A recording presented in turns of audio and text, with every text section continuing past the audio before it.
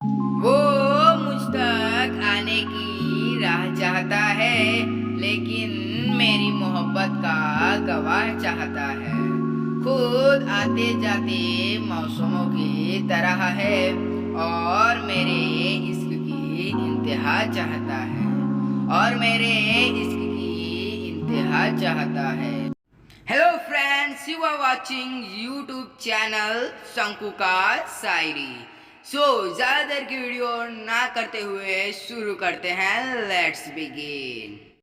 आप होते जो मेरे साथ तो कैसा होता, बात बन जाती अगर बात तो कैसा होता।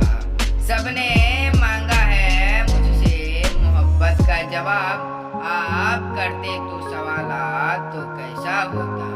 आप करते जो सवालात तो कैसा होता। तन्हा रहना तो सीख लिया हमने, लेकिन खुश कभी ना रह पाएंगे।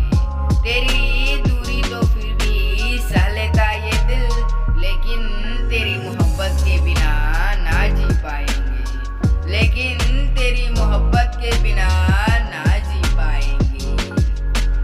मेरी वफाएं सभी लोग जानते हैं, उसकी जफाएं सभी लोग जानते हैं। वो ही ना समझ पाए मेरी शायरी, दिल की सदाएं सभी लोग जानते हैं। दिल की सदाएं सभी लोग जानते हैं।